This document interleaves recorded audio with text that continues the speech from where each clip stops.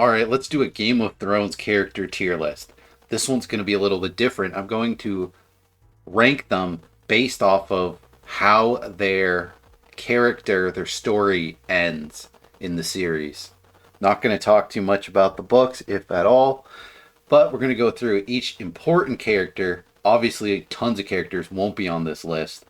And certain characters, they basically serve the same function as other characters, or there just isn't really enough character for them to be on the list for any kind of reason, right? Like Brienne of Tarth, she's awesome. She's a knight. She's badass. She's, you know, but she's just a good guy. She's just a knight. There's not, her character doesn't really change from start to finish all that much at all. You know, like she kind of tosses away some of her duties, but at the end of the day, she's just a knight. It's not really much of a character change, not really anything to talk about there. So I just didn't put her on the list. And if I put in every character, like obviously, probably Oberyn would place pretty highly because his ending, everything to do with his character is pretty interesting, but ultimately it's just kind of funny. He just kind of gets murked. It's ridiculous. And he's not in that much of the series ultimately. So we'll start with number one, Samwell Tarly. Now, he is so much like Jon Snow. Jon Snow doesn't want to be a king. Sam doesn't want to be a king.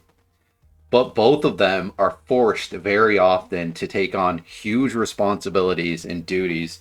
And they face some pretty insurmountable odds. So the character development we see in Sam is just really well done. And it really pays off.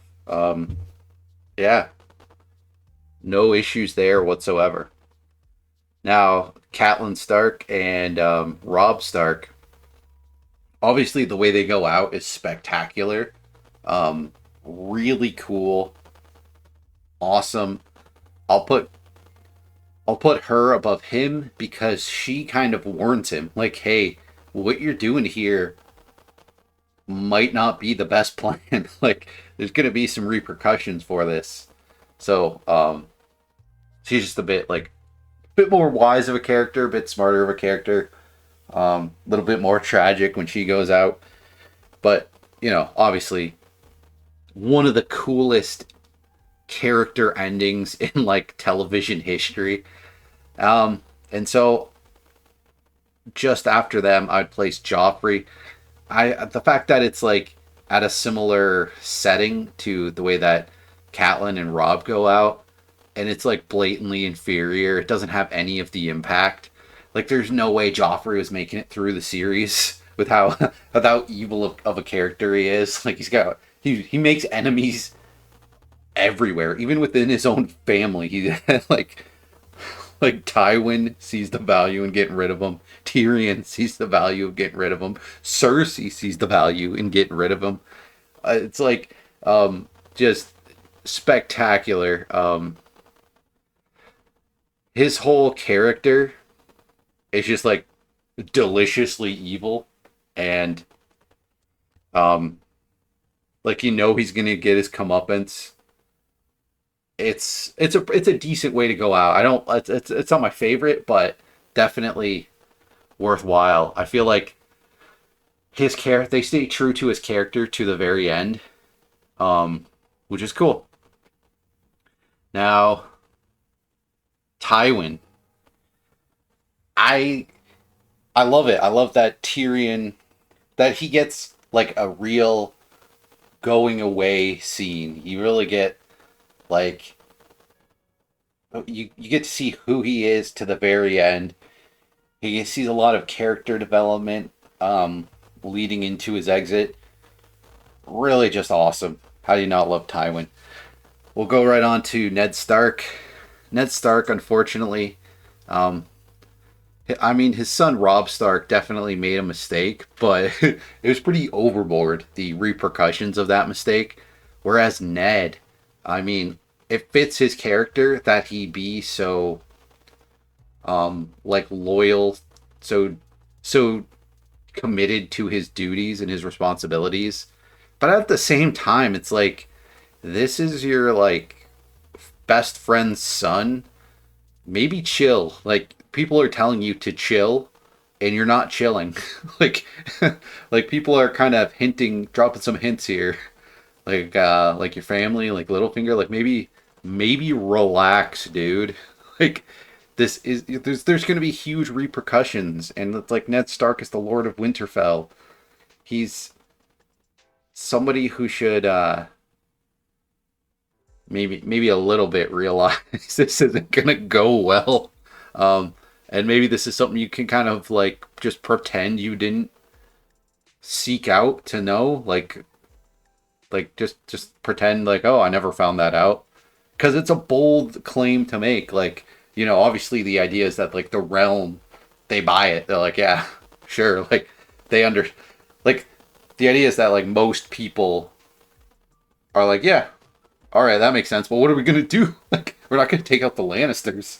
This is crazy. Like, but I don't know. I feel like Ned Stark could have been a little bit more wise for a character that led, like, helped in a major way with this rebellion, and is he comes from a long line of people being in control of the North, and like, I just it's just bizarre for a character that is like so has probably dealt with himself being this major leader of like a quarter of the planet as far as we understand. We don't know what's west of Westeros, but um, many people, many houses. He must have dealt with politics to some extent. Obviously, he doesn't like it, and that's his demise. And it just isn't S tier to me for those reasons. I just feel like he could have been a little bit more wise. Theon's awesome.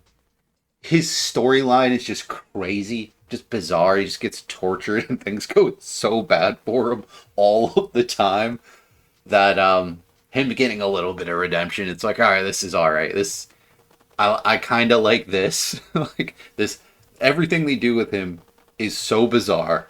Um, but yeah, it remains bizarre throughout. So okay, I'm totally okay with it. I think it's better than the way most characters kind of exit. Let's move on to B tier. B tier for Baratheon. Robert Baratheon. He's not in the show very long, um, but he's the king, and it's okay. Just kind of gets overly drunk, gets taken out. Cool, like whatever. It works. The character serves its purpose. That's nothing insulting. Now we're gonna start getting into characters where it's insulting. Their endings are bad. Well, maybe that's harsh. Maybe I move the Hound up a little bit, to be fair. The Hound gets to go out in spectacular fashion. His specific ending, it's totally fine. I feel like my problem with it is that we kind of fall out of the Hound storyline. I feel like Arya's ending really kind of straddles his ending to being underwhelming in a certain way. I feel like we needed some development between him and Arya by the end, right? Because I mean, they were together for like seasons of the show. They've saved each other. They're just having him go out in a cool way. Okay, like you got your cool fight, your the fight you finally wanted, and it was cool. But you're also fighting a zombie that's gonna like die anyway. like this, uh, like the whole.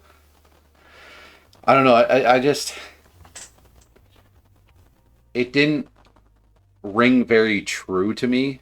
Like I feel like at that point the Hound probably should be like a lot faster than the Mountain and should just take him out. Like it'd be pretty cool if he how I would have maybe done things is the Hound wants to beat Daenerys to the punch. He's going to take out the Mountain. And so at that point in the show, if for some reason it's hard to talk about because they do such a bad job with Jamie and Cersei. Like pretty much nothing that happens with Jaime and Cersei should happen. So it's like, or at least Cersei, right? Let's just say Cersei should be being guarded very directly by the mountain. So it would make a lot of sense for the Hound to take out the mountain and then take out Cersei. Or contribute majorly to taking out Cersei. How Cersei goes out is so crazily bad, and we just don't get the development that the Hound really truly deserved, I feel. But we'll move along to Tyrion Lannister. Greatest character in the show, one of the smartest characters. I am so disappointed with the ending of his character in multiple ways. For one, the moment Daenerys named him Hand of the Queen, I'm like, dude, the guy's brother is the Kingslayer. The guy's brother was like the hand to the king, and he took out the king. You're like, this. You also don't know Tyrion, like Daenerys. You don't know him. He's from like this other land, from this family that's tried to kill you. Like what? Like this isn't making any sense. His brother's the Kingslayer. What are you doing? What are you thinking? This is crazy, dude. It would make all the sense in the world for Tyrion to like his brother slay the king. He's gonna be the Queen Slayer. It would make so much sense. It would work so well. And it would make sense that Tyrion would do it, because Tyrion, above all else, all of our other, like all of the Daenerys orbiters, whether it be Jorah or Grey Worm or Dario, like they don't have the skill set that Tyrion does. Tyrion's supposed to be a lot smarter than people. He's supposed to outplay people. He's the best. He's reluctantly, really ridiculously good at the Game of Thrones, right? Like he's up there with like Littlefinger and Varys because just because he's a smart guy who like out of necessity of being the imp developed these skills, right? Like it makes his life easier to have these skills.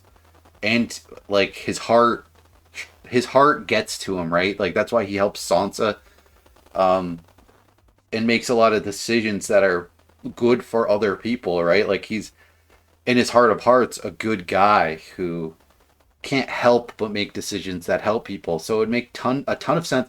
I thought exactly when it would happen would be when Daenerys calls for the execution of Varys.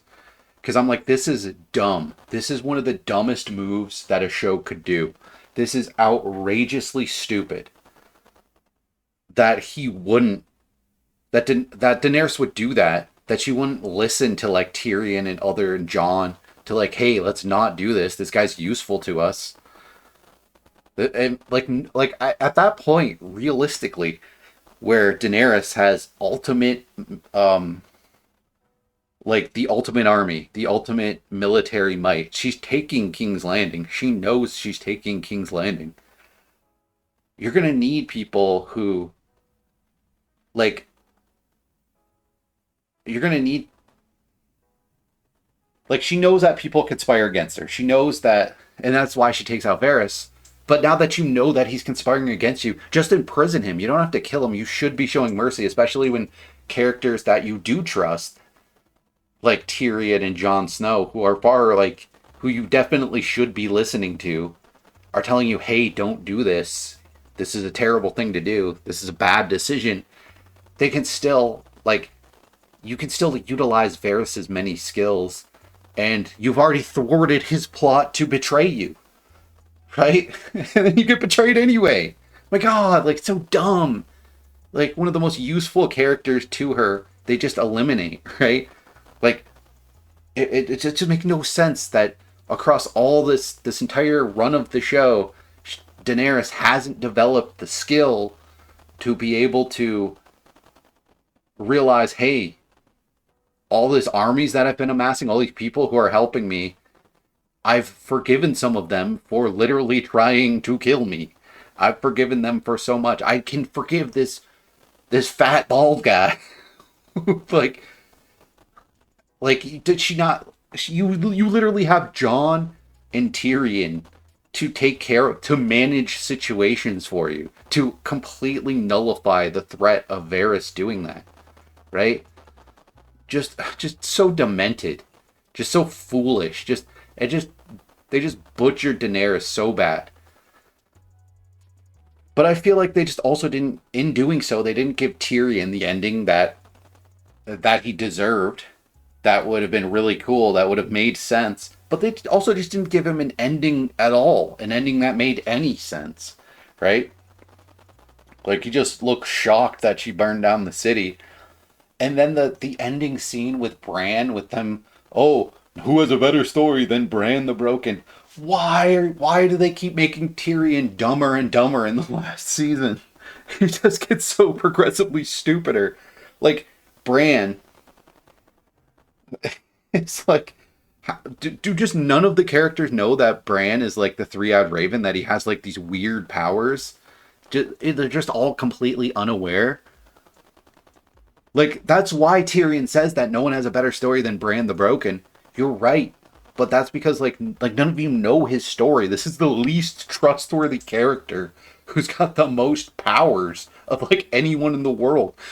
Like, Bran, through him having access to knowledge that it's literally impossible for anyone else to have access to, and he has powers that are incredibly strong, and no one knows his motivations whatsoever. There's no one less trustworthy in the planet of Game of Thrones than Bran. Like, really think about the battle. I'll talk about that when I get to Arya, because my goodness, and when I talk about Bran, but like, just dumb, just real dumb. Sansa,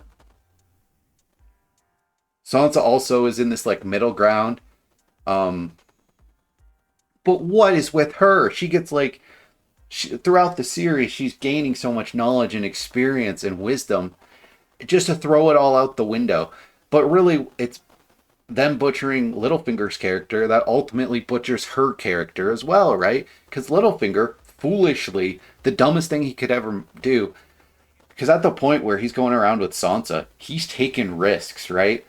Like with Lady Aaron and stuff. They're like, this guy's making power plays. He needs to chill at this point. He needs to, like, Sansa has the claim to being the leader of the North. My goodness. Why how does Littlefinger, how's he so dumb? How does he just not know what's gonna happen, that this isn't gonna go well? It doesn't make sense for his character at all. Like, he at that point, when he's going around with Sansa, has this giant ticket out, right? Like, it's not like he's going back. He can't really go back to King's Landing. He needs to team up with the Starks. So then he just like sells Sansa down the river. It's why would you do that? It's so dumb. You're turning somebody who now trusts you, this major ally who's got tons of other allies who can unify the North, who can put you in a position of power in a major, like, isn't Littlefinger's one of Littlefinger's biggest things? Like, think of the like chaos as a ladder speech. The whole idea is that he wants to be the king, or as close to being the king as he possibly can. Him being like potentially Sansa's husband, or like at least very high, like, you know, her like hand or whatever it would end up being, is a way better position than he could ever be by selling her down the river. Just insanely dumb. But then Sansa, in return, does stuff that's even more dumb, even further shows that she's not developed. They just devolve her character entirely. It's so ridiculous, right? Because at the point, just like with Varys, where it's like the threat is completely mitigated by you knowing that they're conspiring against you, the threat of Littlefinger is also completely nullified. If before Littlefinger sold Sansa down the river, he had no option but to team with Sansa. Once Sansa overcomes that and takes over the North, like Jon becomes the king of the North, then Littlefinger I mean, I guess it does happen before Jon becomes king of the North, But you really have no option. How can Littlefinger not read the writing on the wall? But then how can Sansa not read the writing on the wall? And now that you know you can never trust Littlefinger entirely, that he can sell you down the river, make it so he can't. You now have people now. You now have power now. You now have the ability to completely nullify any threat that he poses. And it doesn't make any logical sense for him to actually oppose you. For him, it never makes any sense for Littlefinger to ever not want the Starks in power. I could see him wanting Ned out of the picture. That makes sense. That makes a little bit of sense. But everything else is quite dumb, right? Like, Littlefinger should know like, hey, there's going to be this White Walker war. There's going to be this war with Daenerys. Like he says, chaos is a ladder. So he wants things to be chaotic so he can climb up. But he doesn't have a plan to climb that ladder that he talked about. Like this epic, awesome speech. But then Sansa, just like Varys, Littlefinger has so much value. This dude is really smart, or at least he used to be before they totally just erased that from his character. You shouldn't get rid of this guy. This guy can't do anything to you. Lock him up. Have somebody have like 2 guards on him at all time. Be like, we're gonna utilize your experience and knowledge when we need to. Other than that, we don't trust you. You're never escaping here. You work for me and no one else. You even try to escape. You even try to get word to anybody else. You try to work for anybody else. We're just gonna execute you. Like, don't make us do that. Just crazy dumb that Sansa doesn't do that. Why do they make Sansa and Daenerys terrible leaders? like Cersei is a million times better than them at being a leader. It's crazy. So we'll move on to D tier. Cersei Lannister. This mostly has to do with specifically the way her and Jaime go out. Jaime, it's a little worse because Jaime also should have helped them take out the White Walkers. It's really dumb that they didn't do that. Cersei, it almost kind of makes sense, right? They should have. From a storytelling standpoint, it's really dumb to not have Cersei have any involvement. Obviously, she's no warrior. She's not going to go to the north. But she should have conceded to, like, Jaime going there and send, like, some support. And even if they go in with, like, a mission of, hey, have it where it's like, all right, if things are going the White Walker way, we have a method for you guys to escape. If you can, stab Jon Snow in the back and dip out before the fight's over.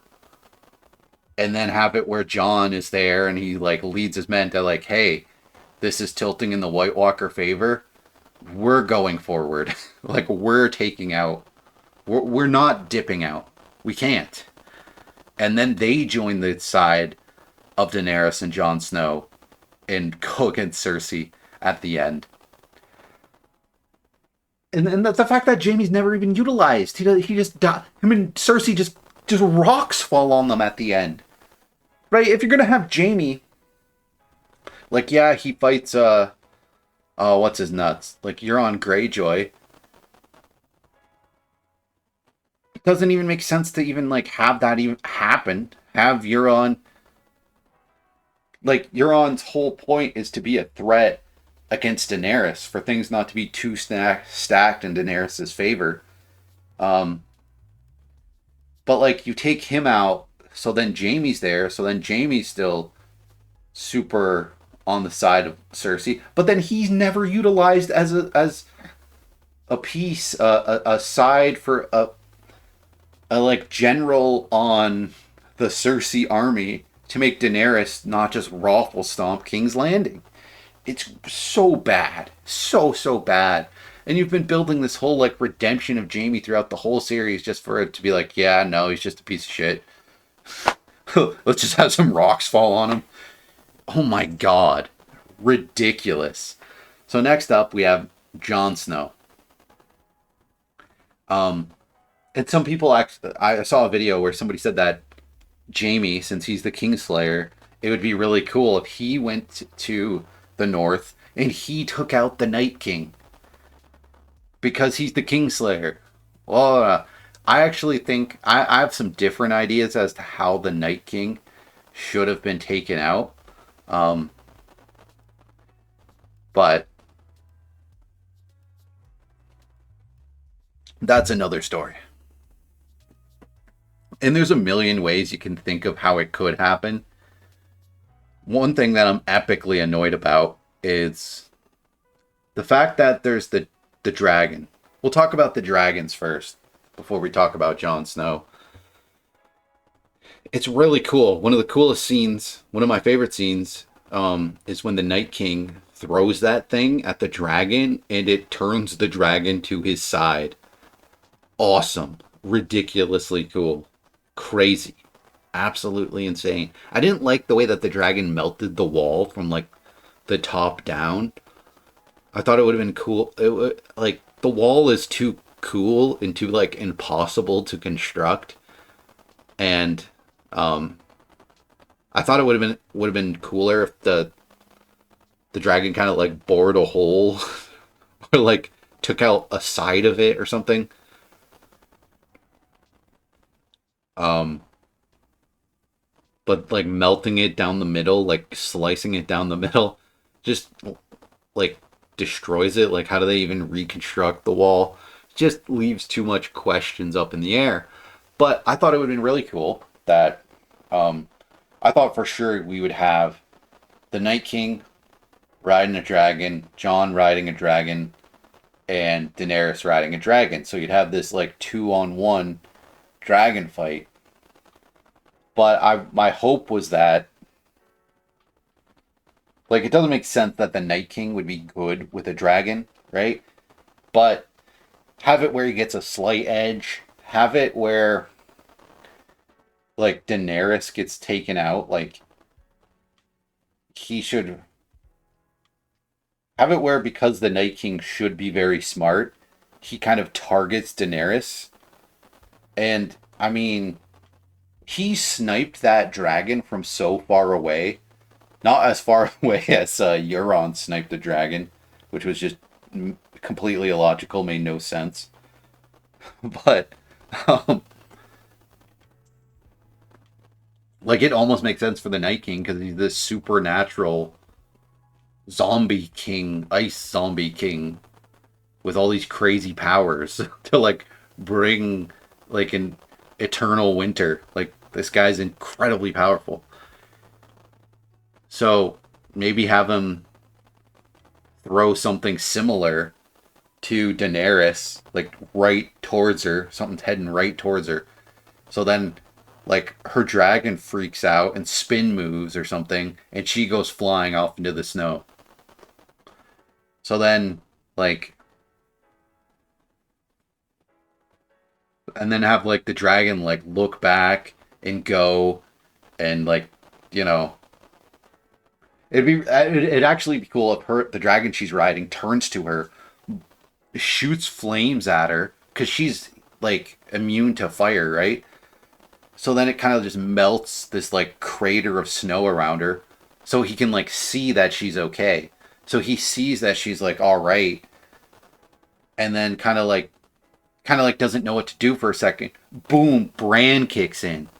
Bran uses his power of controlling animals to control that dragon. He takes control of her dragon and flies around with it.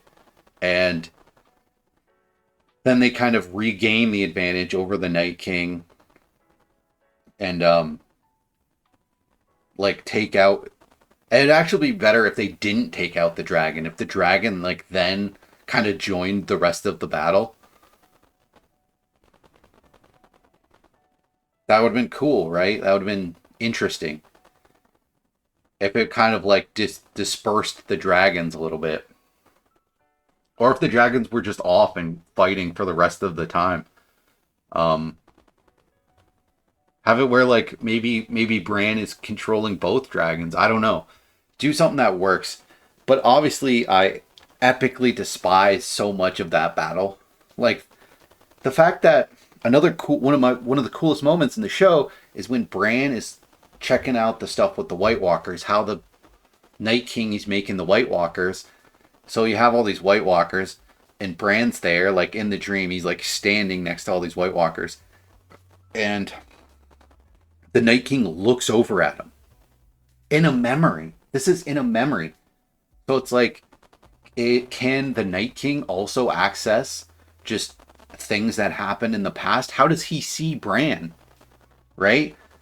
Or it might not have been a memory. It might have been something that was happening right that minute. I kind of forget. I think it was something that was happening right that minute, right?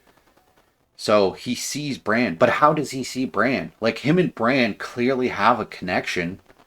I thought it would be really cool if the Night King was Bran, right? Like, if eventually, every so often, like, if Bran and the Night King were like this cyclical thing, right? So once they finally beat the Night King, Bran kind of realizes that this link between them, have it where like Bran's eyes kind of turn blue for a second, and that's how you kind of like end that battle. Once they take out the Night King, some kind of power is transferred from the Night King to Bran, and Bran then like quickly realizes, he like, uses his powers, looks into it, and he's like, holy crap, like, I am the Night King. I've lived all these different times.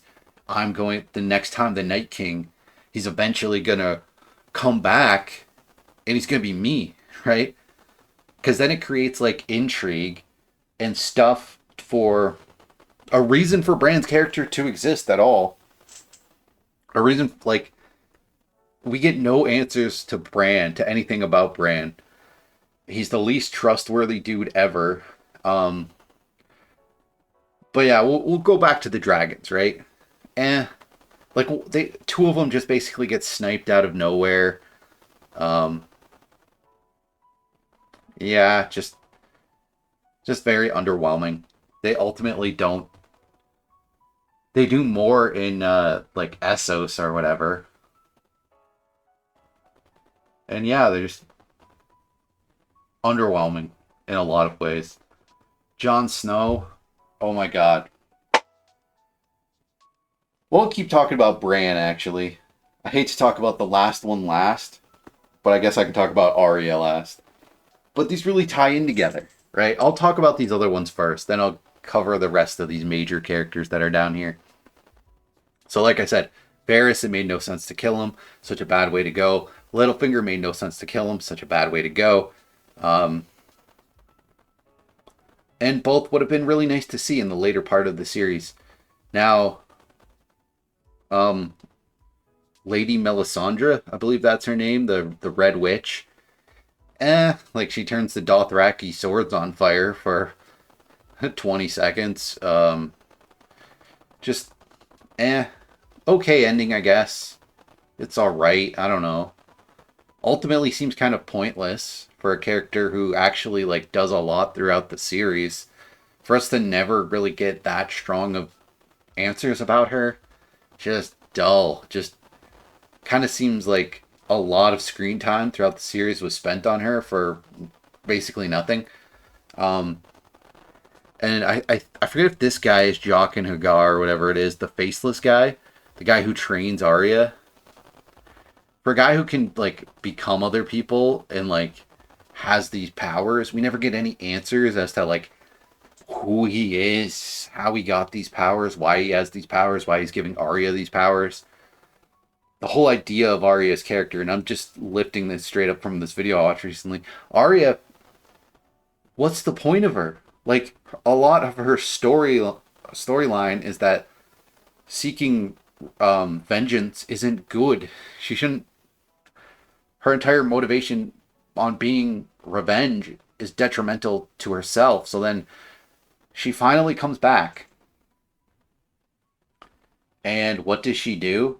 She just seeks vengeance and takes out the Night King in the sloppiest way you can even imagine, right? So right now I'm talking about Jon, Daenerys, Arya, Bran, and the Night King, because their stories intertwine, and they should a lot more than they actually do. But Arya, you've been training to be this assassin for way too long. Way too much of the runtime of the series has been focused on this to a ridiculous extent. You finally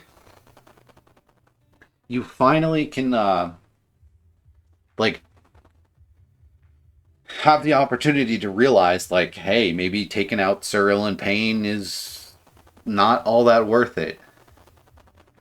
And then she kills all kinds of other people. Like, she takes out multiple other people in this quest, and then she doesn't even get to take out Cersei. Like, what? You don't even get your one truly deserved revenge kill. Oh my! Like, no, we couldn't do that. We had to have Cersei taken out by rocks, and then you have this like most ridiculous, lame way to take out the Night King ever.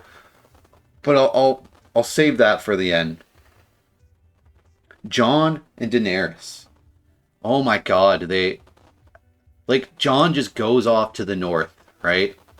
Like he should have been way more involved in the final blow to the Night King, and like him and Daenerys at the very end. You don't really even you don't get enough screen time for us to buy their like romance. Um, like Jon has been so he no one gets more done in this entire series than Jon Snow, right? Like if it's not for him, the White Walkers take out everybody. If it's not for him, Daenerys takes out everybody. Like this guy accomplishes more than anybody. No one is more important in this story. He is the prince who was promised, and he just goes just goes north of the wall, hang out with the wildlings and do whatever. Okay, you just retire? Like, what? We don't understand where you're going. We don't understand what's north of the wall. We don't understand what's going on. There's like giants up there. What? Like, is this weird sequel baiting for a Jon Snow series that we're never going to get? What? Why would you do this? I expected him to not at the end of the series be the king, right? Like that makes sense. But I mean, for him to like leave it in shambles and leave it in the least trustworthy character imaginable. Because think about that final fight, how useful Bran is. In theory, a guy who can look into the past, who can look into the now, who can take control of animals. And he just doesn't. He just chills in a wheelchair next to a tree, debating the Night King. Why would he do nothing? He does nothing. He does like nothing to help them prepare even. It's demented. This guy is so no one's more evil than Bran. Like come on. Like Bran and the Night King. Even even if they're not literally the same guy, Bran's in a like absolute lack of will to help the side of good is crazy. I get it. Maybe he's not allowed to. We don't even really know. We don't know. Because him debating the Night King is him helping the good guys. So he can help the good guys. But, like, he barely does. We don't know why he does. We don't know what he can do. We don't know why he has these powers. We know nothing of Bran. What the heck? Ah, Daenerys. All this leadership, all these things she's built just for her to torch some civilians? Like, it would have been way more fitting if her character, yeah, she's a Targaryen, so she has that like. It would have been better if she just has that like tinge of madness in her. She's intense. Of course, she's intense. She was like, she was sold off to barbarians and became the queen of barbarians. She earned her place as the queen of barbarians. Then she leads a slave army. Then she defeats the snow zombie apocalypse. And she is the mother of 3 dragons. How could anybody not have a little craziness in them with all that going on in their life? Right? All this in her like she becomes the queen of the barbarians and the mother of 3 dragons as like a teenager. Like, is she gonna be a little bit intense? Sure. But this idea that the show has like early on where it's like, oh, you flip a coin with a Targaryen whether they're mad or not. This what would have been a great ending is like, hey, life's not that black and white. It was never truly where Targaryens are just you literally 50% of them are complete lunatics and 50% aren't. That's dumb. That's not reality. That's not how life works. My goodness. And I think it would have been great for her character and John's character to go do something else, to be like, hey, we're going to Essos. Like, we're you don't need these dragons. You kind of don't need us. Like, we're the last two Targaryens. We're gonna check out over there. Like, that would have been cool. That would have made some sense. Would have had some cool themes. I don't know. Would have maybe worked. Would have been a decent ending to these characters instead of this like inevitable march to Daenerys just being taken out. And it's so underwhelming too. She just like torches civilians for no reason. It's so dumb. Like literally the same character, Daenerys, throughout the series has been showing mercy and not taking out civilians and not doing that. With occasional tinges of occasional madness sparking in her. But my god, it's so like forced. It just feels like it's so underwhelming and undeserved. Hey, destroy these characters. They destroy them. But at least Cersei, Jaime, Jon, Daenerys, and Melisandre, at least they get some character development. At least we get some answers. At least there's like we get to see them throughout the whole series, and they have what is, early on really cool stories that just fade out. But it's like at least they're there. At least, I like them at most points. But let's talk finally. Put the final nail in Arya, Bran, and the Night King. This final battle, oh my goodness. So I have to show you somebody. Now, who is this man? This is Madara Uchiha from Naruto. Now, Madara had an epic build throughout the series Naruto Shippuden. And he's mentioned in Naruto, the original like series, right? Like it's kind of like how there's Dragon Ball and Dragon Ball Z. There's Naruto Shippuden. Now, Madara he's a lot like the Night King. He gets a ton of mention. He's like the Night King's a little different because most of the characters in Game of Thrones have no idea. Like they're like, oh, what? Like there's this zombie king. What are you talking about? That's not real. Whereas Madara's a ninja who existed, who's dead.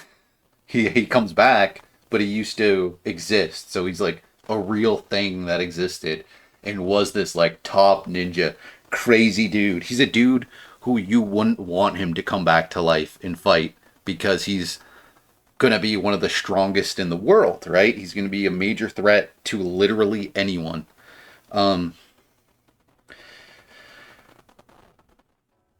But he does, right? He does, and they just build up so much to the final battle with him, the final war, right? Just like Game of Thrones builds up this final battle with the Night King.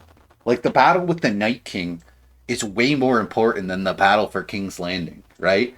Because King's Landing, whoever ends up winning that, life goes on. Stories continue.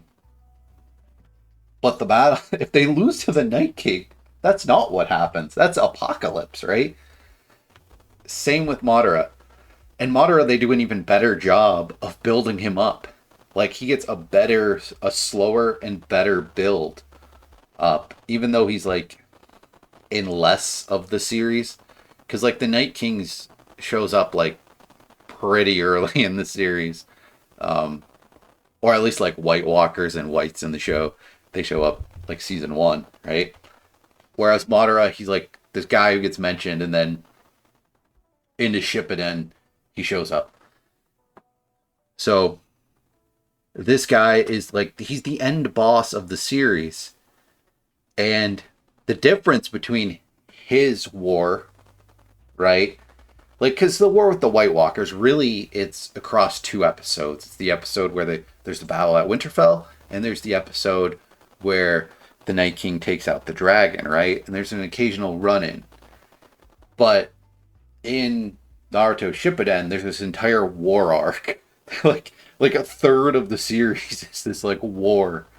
So you get countless battles.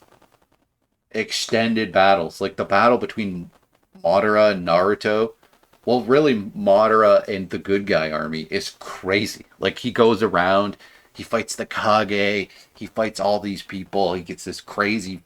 He fights Kakashi, he fights Naruto, he fights Sasuke, he fights Sakura. Often at the same time, he's fighting multiple people.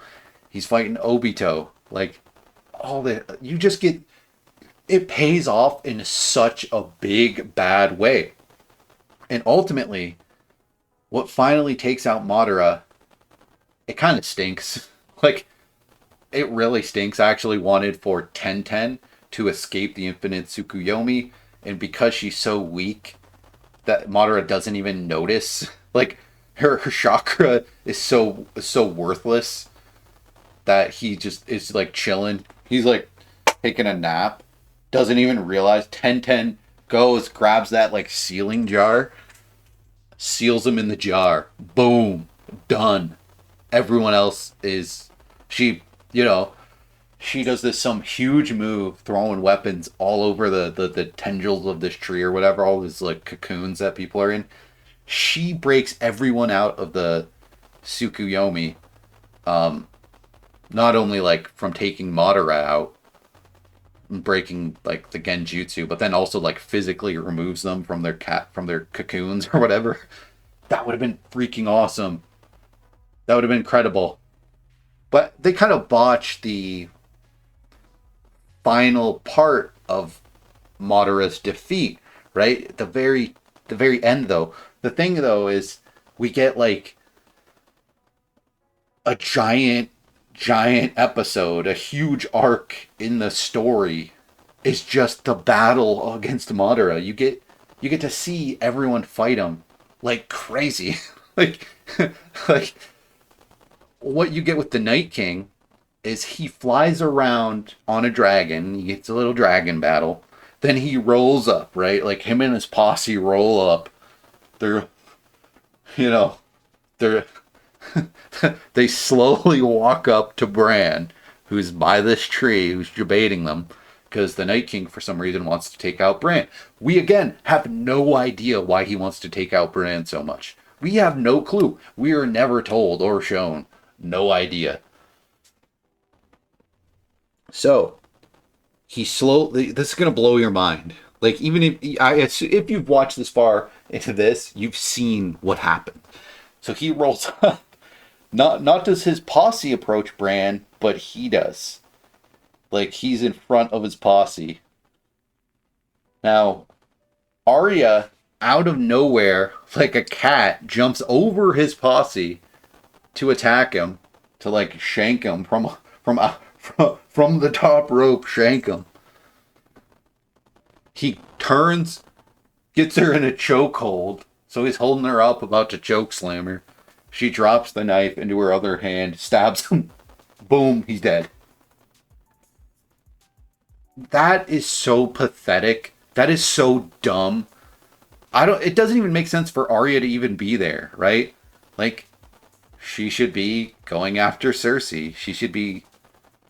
It would make a lot of sense for having some character be somewhere else. They shouldn't have reunited her with these other characters at that point.